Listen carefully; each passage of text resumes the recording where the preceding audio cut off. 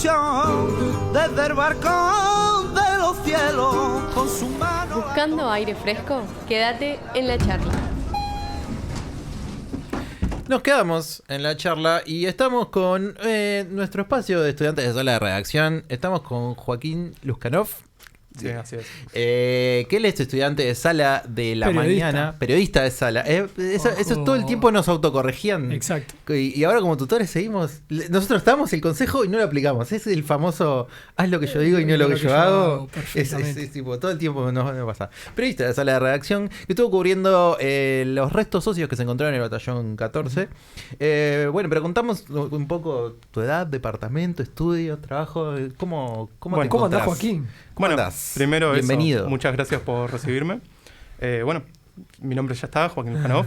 Soy de Montevideo, tengo 26 años. En realidad, antes de cursar licenciatura en comunicación, cursé licenciatura en ciencias biológicas, hubo un cambio de interés. Sí. Y bueno, me decanté por el periodismo, me pareció una carrera interesante que quería, bueno, seguir haciendo el resto de mi vida, ¿no? Básicamente. ¿Cómo te manejás con esto que decíamos ahora de decirte soy periodista de esa redacción? ¿Te manejás bien? Porque yo me acuerdo que tenía como mucho pudor de decir soy periodista. Sí, vos sabés que en un principio tenía como cierta reticencia en las primeras notas a decir, cuando tenés que llamar a un entrevistado y decirle soy periodista, no me salía, le decía soy estudiante o le aclaraba que sala estaba embarcado en la facultad. Luego de un par de intentos y además verdaderamente impulsado con estas últimas notas, sí, me da como más valentía decir soy periodista. ¿No? Creo que bueno, que es exactamente eso. No me sorprendería que le pase a los demás en sala, que luego de la primera o segunda nota empiece como a desenvolverse más y empezar a poder decir sí, soy periodista y empezar a hacer las cosas con más soltura. ¿Tenías alguna experiencia previa con el periodismo antes de la redacción? No. He hecho trabajo de escritura, pero nunca en un estilo periodístico. Y si te pregunto qué temas te gustaría hablar o te falta alguno que digas esto es lo que quiero hablar. Bueno, en realidad ahora estoy preparando una nota de corte internacional que me parecía interesante tratar de ver cómo puede hacerse, porque básicamente no es lo mismo hablar con entrevistados en el Uruguay que por fuera y por temas que no directamente quizás no estamos involucrados. Y también me interesa el tema de, no sabría cómo caracterizarlo, diría vivir en la ciudad en el sentido de los cambios urbanísticos, de cómo vive la gente en el entorno. Tendría que ver, bueno, cómo voy desarrollando eso. Joaquín, hablemos un poco de la nota en cuestión. Entonces, cubriste el descubrimiento en los restos del batallón 14 y lo hiciste en conjunto con Virginia Cubró. ¿Cómo fue el proceso de la nota? O sea, ¿cuándo se enteraron ustedes que esto iba a suceder? ¿Cuándo se enteraron que iban a ir? Bueno, en realidad lo que pasó es que tendremos que hablar de dos notas. Ajá. Porque fueron dos notas. La primera fue cuando, salió la noticia. Yo me encontraba en sala trabajando otra nota, nada que ver, con mi editor Manuel Ulfe y con la profesora Amanda Muñoz. Y bueno, de casualidad estaba saliendo exactamente de sala, abrí el celular y observé en redes sociales que estaban comentando que hubo un hallazgo de restos socios en el batallón. Y entonces, una cosa que además me parece como que me enorgullece mucho poder logrado, es volver inmediatamente a sala y decir yo quiero cubrir esto porque acaba de pasar y me parece que tiene relevancia. Que es algo que, además de eso de poder decir yo soy periodista o hablarse con más soltura, es algo que también me costaba. Poder capaz proponer un tema en el momento y poder lanzarme a cubrirlo. Me parece que trabajar en sala me ayudó mucho en el tema ese de la asertividad. Y bueno, con el apoyo de Manuel y Amanda, digamos, no sé cómo podría decirlo en logística, yo básicamente salí corriendo a la facultad porque no teníamos claro si iba a poder ir al batallón en el momento. Finalmente, a través de un contacto se supo que no podíamos hacerlo en el mismo día. Entonces tomamos la decisión de hacer una, digamos, nota más rápida en el mismo día para poder informar del suceso. Y luego hacia la noche tomamos la decisión de ir al batallón, como tú decías, con la compañera Virginia. La primera nota fue un tema de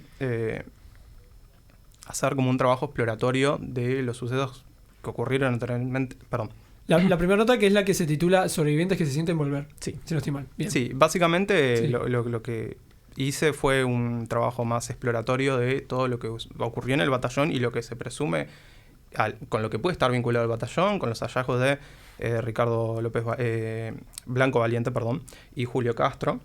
Y bueno, y hacer como en primer lugar un raconto de todo lo que ocurrió en el batallón y todo lo que se piensa que puede tener como valor como sitio de memoria, para luego poder haber conseguido una entrevista con Wilder Taylor, de la Institución Nacional de Derechos Humanos y Defensoría del Pueblo, que muy amablemente, a pesar de que no tenía mucho tiempo, me respondió un par de preguntas y se pudo sacar un artículo que me parece que lograba responder a las preguntas del momento, del mismo día. De qué es el hallazgo, qué viene después, qué significado tiene para la institución. Ese tipo de preguntas que quizás no ahondan mucho, pero permitieron sacar una nota rápida en el momento y que me parece que fue bastante satisfactoria. Luego hacia la noche, en conversación con Manuel, mi tutor nuevamente, él me propuso ir al batallón, me dijo que había una compañera de la noche, que era Virginia Cobro, no sé cómo pronunciarlo, perdón. Sí, está bien. Y básicamente una cosa que me pareció muy buena es que rápidamente pudimos coordinar y nos encontramos en cierto lugar de la ciudad para luego salir directamente al batallón. Y ya en el batallón mismo también, otra cosa que me parece muy bueno resaltar, fue que como que enganchamos rápidamente en cómo queríamos cubrir la nota. Porque la primera nota, Sobrevivientes que se sienten volver, era una más de corte informativo, preguntas con estilo directo, quizás no tan... que no acercaba tanto el suceso a las personas. Lo que nos pareció hacer para la segunda nota, que titulamos Nos falta información, porque fue un reclamo que encontramos repetidamente a lo largo del día, fue relatar cómo es ir al batallón, cómo fue llegar, cómo fue la llegada de los familiares, cómo fue la cobertura de los otros medios. Y además tuvimos la suerte de, gracias a Virginia, que conversó con uno de los fotógrafos presentes en el lugar. Y una anécdota, simplemente le pedimos a ver si nos podía alcanzar hasta la facultad, porque no teníamos forma de volver rápidamente. Que es Pablo Sobrino, que es fotógrafo y también hijo de desaparecidos, y nos pudo proporcionar una anécdota de su experiencia, ya que él no solo entró para la cobertura, sino que también entró junto con familiares. Claro. ¿No? Entonces, la verdad, se la jugó mucho Virginia en esa, ¿no? Y valió mucho la pena porque conseguimos algo muy, muy rico y muy interesante. Incluso algo totalmente diferente a lo que la mayoría de los medios recababan. Tuvieron la casualidad de que justo, ella lo contaba después en sala en la noche, de que justo le dio la casualidad que ese fotógrafo también era hijo de detenido desaparecido. Increíble. Increíble. Sí. Y para mí aporta muchísimo en la nota. Sí, y justamente eso que hablas de la cobertura de otros medios, obviamente no lo digo como crítica a los otros medios, pero lo que observamos en el lugar es que los medios estaban muy enfocados en el suceso como un hecho, ¿no? Claro. ¿Qué se puede determinar a partir de los restos? Había un rumor de un potencial sexo de la persona encontrada que... a nosotros no nos pareció tan interesante resaltar eso, nos pareció interesante resaltar la experiencia de ir al lugar sabiendo que no todo el mundo tiene acceso a ese lugar. Básicamente el lugar es un descampado, tenés que tomar un largo trecho en el que nos alcanzaron en camionetas del Ejército Nacional, y luego incluso tenés que seguir caminando por un camino improvisado hecho por maquinaria para llegar al mismo sitio. Y eso es algo que mucha gente, entendimos, no se iba a poder imaginar. Porque cuando vos decís que se produjo un hallazgo, quizás lo más cercano que puede tener la gente es una imagen de la televisión que muestra el lugar en sí, los restos, pero no te muestra todo el proceso de cómo llegar al lugar, todo el trabajo que tomó básicamente llegar al lugar. Básicamente el lugar era un monte. Al lado de los restos había una gran pila de lo que era el monte en su momento, seca, que tuvieron que remover con 2 máquinas retroexcavadoras y, según describían, tomó mucho trabajo. Y nos parecía importante eso, tratar de transmitir esa... no sabría cómo decirlo, pero tratar... ¿Cómo llegaste a eso? Claro, cómo llegamos a eso. Y cómo también, las experiencias de los familiares, ¿no? Bueno, hablamos con Pablo, que muy amablemente además nos permitió grabar la conversación, lo que fue muy útil. Pero también en su momento se hicieron como ruedas de prensa improvisadas a la vuelta de los familiares. Y me acuerdo que estaba Ignacio Rondonea y algunos periodistas se le acercaron y él dijo, yo no quiero hablar ahora, tengo mis límites, no es el momento. Y más allá de la información sobre los restos, sobre el cuerpo, poder transmitir eso que sintieron los familiares. Porque además no es solo el tener que ir a descubrir nuevamente restos óseos, que ya de por sí debe ser sumamente movilizante, sino también el hecho de todo lo engorroso del camino de llegar hasta ahí. Va más o menos por ahí la idea. Sí, porque además lo engorroso no va solo por el esfuerzo que nos tomó, sino que también denota dónde estaban los cuerpos, ¿no? Que es algo bastante importante. Porque no estaban al lado de un edificio o en un lugar simple. Se denota el esfuerzo que tomó ocultar esos cuerpos. Y entonces también es algo importante que las personas necesitan saber, ¿no? Igual vos comentás en la nota que es, comenta con Virginia en la nota que es el entierro primario, ¿no? O sea, incluyendo que en realidad hay restos que en realidad fueron enterrados primariamente y después movidos hacia otro lado también.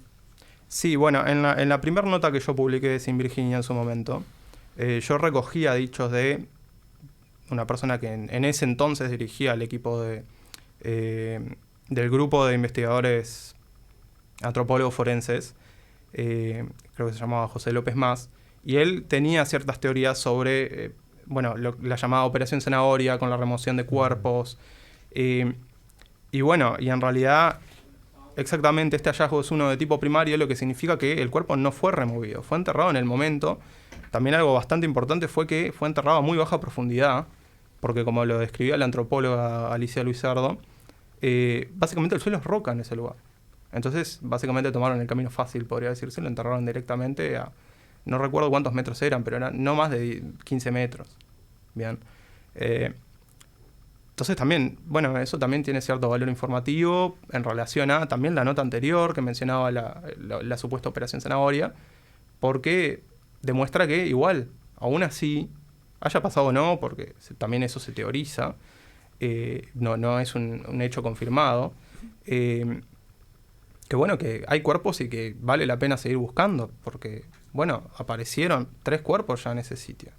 Eso, la proximidad con los que vos mencionabas, los anteriores restos hallados en el mismo lugar, justamente a poca distancia, ¿no? de este último. Sí, a 90 metros, lo que no me acuerdo más, si no me acuerdo mal, era al oeste. Estaban los de Ricardo Blanco Valiente y los de Julio Castro. Sí. En cuanto a ¿qué te encontraste en el lugar? ¿Cómo fue para vos el momento de llegar ahí a la excavación, llegar al batallón?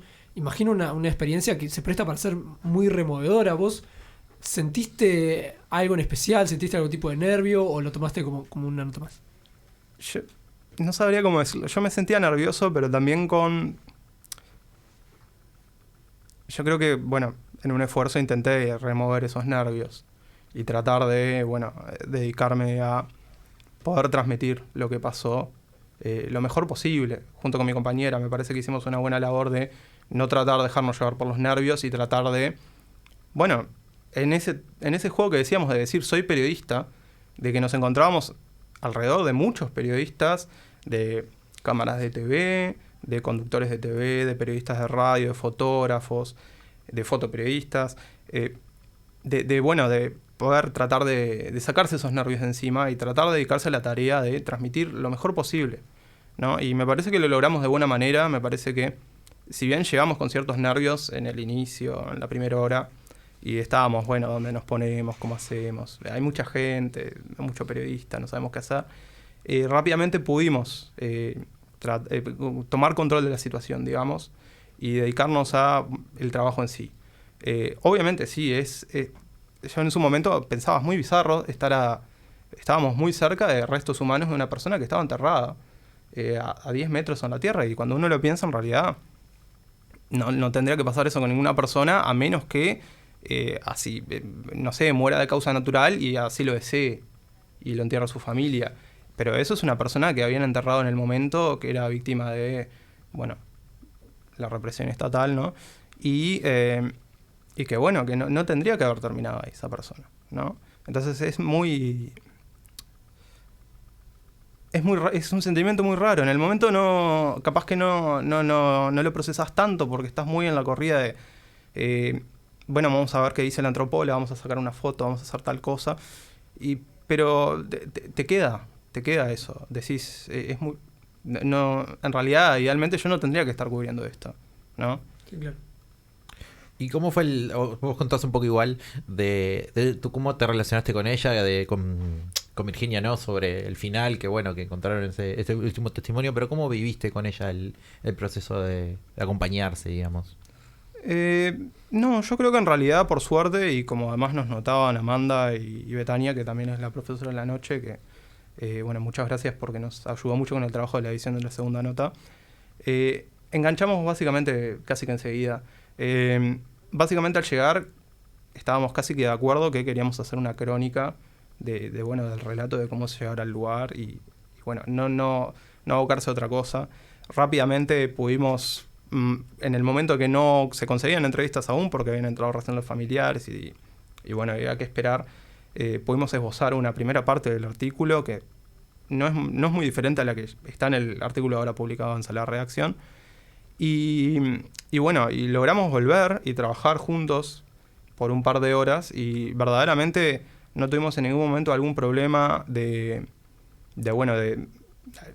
o sea, obviamente uno siempre tiene alguna idea diferente de cómo escribe una cosa o como otra, ¿no? Pero más o menos a grandes rasgos el artículo que queríamos armar era el mismo cuando volvimos y facilitó enormemente la tarea, la verdad. Eligieron esto de la crónica, ¿no? Vos hacías una diferencia entre tus dos notas, ¿no? La primera más de corte informativo y esta segunda que fue una crónica que, o sea, personalmente creo que te permite un poco más el explorar el tema sensorial y esas cuestiones. Imagino que por eso lo eligieron. Y mencionabas también el tema de la edición y de cómo te colaboraron. ¿Cuál fue el aspecto que más les corrigieron, digamos? Vos sabés que no te podría comentar porque la nota permaneció largamente incambiada. En realidad las mayores ediciones que hubieron fueron en tema de quizás un subtítulo, un título más apto o alguna coma, alguna expresión en particular. Pero la verdad, algo que además me dejó muy contento y espero que también a Virginia, es que permaneció grandemente incambiado el artículo, no por desmerecer el trabajo que hicieron la tutora Lucía Ulloa, que es la tutora de Virginia, Amanda Muñoz y Betania Núñez, porque de todas formas hicieron un trabajo de edición y de selección de fotos, que también fue importante para el artículo. Pero de todas formas fue muy reconfortante saber que a grandes rasgos estaban de acuerdo con el trabajo que habíamos hecho. Bien, yo no me detendría en algo en específico porque no encontré alguna diferencia conceptual. Y hablabas un poco de los títulos, viste que en Sala se prioriza la búsqueda de títulos que se llaman títulos de fantasía, ¿no? ¿Le fue difícil encontrarlo o también fue algo así como bastante natural y que salió? Yo personalmente generalmente tengo problemas con eso. Tengo que admitirlo. Pasa. Me toma el tiempo, la mayor parte del tiempo de la nota es pensar el título en realidad para mí. Uh-huh. Es detenerme a leer lo que escribí y las citas que saqué de la entrevista de la grabación y poder ver qué puedo poner. Pero para el artículo que hicimos con Virginia, si mal no me acuerdo, habíamos determinado un título metafórico que ya no, la verdad ni siquiera lo recuerdo, lo lamento, pero no lo recuerdo, pero que tenía que ver con el tema de la información. Uh-huh. Y bueno, en la edición se cambió a una cita más directa, que es falta de información, porque bueno, en realidad fue como el hilo conductor de las entrevistas que hubo y las ruedas de prensa. Todo lo que se remarcó en todo momento fue la necesidad de que se proporcionase información por parte de, sea el Ministerio de Defensa o el Ejército Nacional. Bien, y entonces eso era lo que nos parecía relevante para la nota. La verdad no recuerdo el título original, capaz que se desvió un poquito. Yo recuerdo que había un subtítulo también que iba por el tema de la información. Y bueno, luego quedó en esa cita que fue proporcionada por la edición. Y o sea, me pareció buena también igual y por lo tanto no me queda ninguna queja, ninguna reserva. Claro.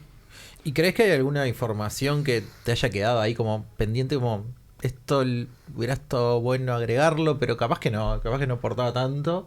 o decís, bueno, no, todo lo que está perfecto y en su lugar? No, o sea, en realidad, como te comentaba, cuando volvimos con Virginia, volvimos a la facultad a trabajar en el tema, nos pareció importante hacerlo de forma presencial y no ir cada uno para su casa y bueno, y por la suya. Bueno, por suerte estaba vacío el salón de sala de redacción, por lo que pudimos lograr que nos abrieran ahí y usamos bueno, hay un pizarrón, ahí lo utilizamos para hacer como un gran esquema de lo que sería la nota.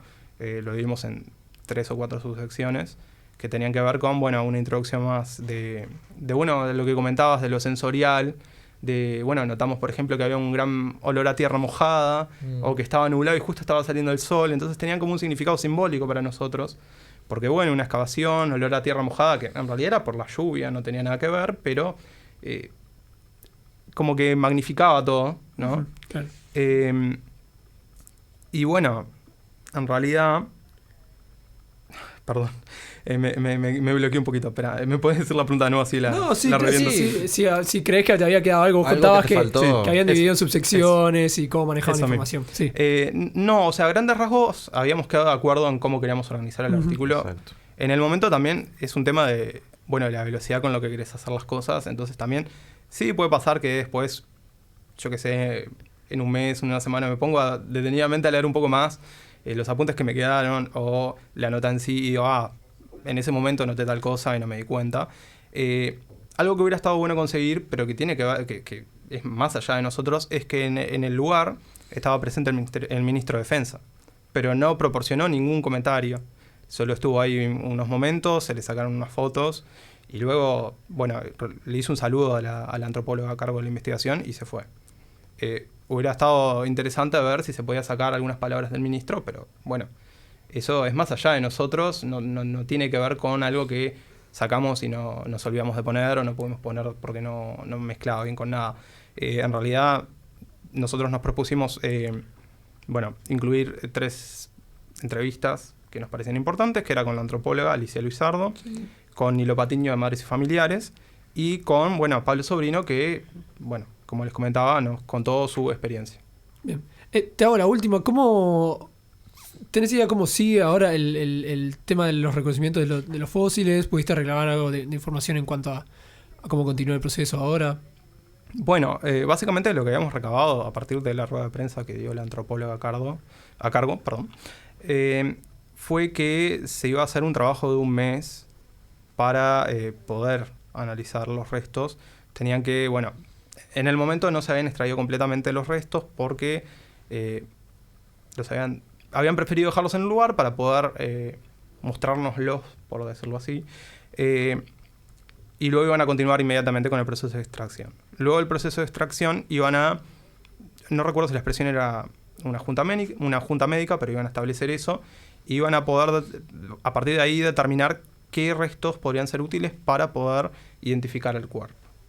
Y a partir de eso se enviaría a un laboratorio que, si no tengo mal entendido, es en Argentina, y eso tomaría un mes. Esas también serían como las declaraciones que me devolvió Wilder Tyler de la Institución Nacional de Derechos Humanos, y bueno, en realidad no pudimos llegar más allá de eso.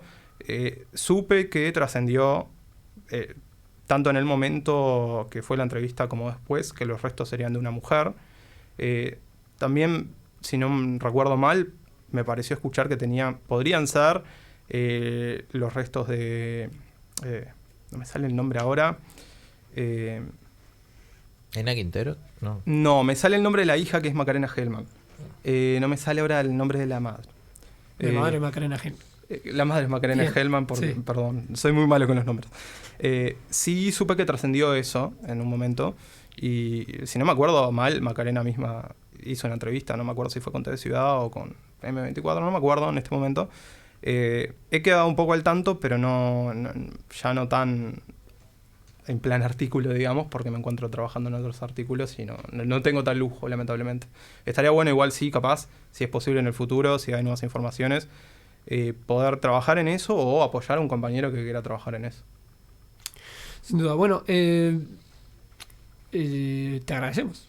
Sí, Gracias por venir. Muchas gracias por venir, muchas gracias por estar en este espacio y por estos minutos. Y antes de cerrar, capaz que alguna herramienta que aprendiste en sala que puedas decirle, por ejemplo, a futuros estudiantes, hagan esto porque valió la pena, digamos. Herramienta hasta no, ahora. pero capaz que una cosa en la que yo personalmente tengo como falencia. Bueno, dos cosas en realidad.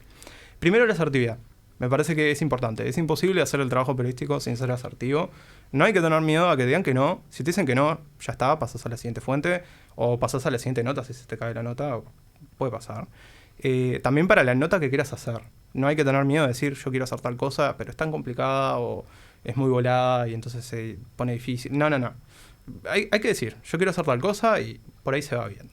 Y por el segundo lado, una cosa que me gustaba resaltar, y que bueno que me acordé porque me quedé pensando en eso un buen tiempo, es el grado de compañerismo que se forma en sala. Porque algo muy importante que pasó fue cuando ocurrió la noticia, cuando me encontraba cubriendo la primera nota, luego de publicar la primera nota, y cuando fuimos a publicar la segunda, y luego de publicarla, las preguntas de compañeros y compañeras, y bueno, el apoyo, y los ánimos, y bueno, saber que también leen tu trabajo y que vos lees el trabajo de ellos también, obviamente, que bueno, que cae bien con los demás, que están de acuerdo con lo que estás haciendo y que les interesa. Capaz que es algo que, por lo menos en lo personal, capaz que tiene que ver con la pandemia también, es que hasta el año anterior o hasta este año no lo había notado tanto. Esa como relacionamiento con gente que está haciendo lo mismo que vos, pero que además, bueno, le interesa lo que estás haciendo vos también. Y a vos te interesa lo que hacen los otros, ¿no? Y poder trabajar en grupo, también lo hicimos en la cobertura de la Marcha del Silencio, yo estuve presente con otros compañeros. Bueno, eso, me parece, los dos valores que saco de sala hasta ahora, la asertividad y también el compañerismo entre todos. Bueno, muy bien. Lo último, María Claudia García, el nombre de la madre de Macarena Gelman. La puntualización, compartimos ese sentimiento de y, compañerismo sí, también. totalmente, se siente haber cruzado sala, es tal cual, un sentimiento muy parecido. Totalmente. Joaquín Luzcanov, muchas gracias por visitarnos acá en el balcón para hablar de las notas de Nos Falta Información, la crónica sobre el hallazgo sobre la idea de reconocer los restos óseos en el Batallón 14 y los sobrevivientes que se sienten volver, y muchas notas más que se vienen en el futuro. Bueno, muchas gracias por venir. Muchas gracias a ustedes. ¿No? ¿Con un tema? Nos vamos a ir con un tema exactamente, porque relacionado a este encuentro de restos óseos, nos vamos con el tema de A Redoblar, de rumbo muy significativo para esa época. Ya volvemos. Ya volvemos. En tus manos y apoyarse en tu sudor.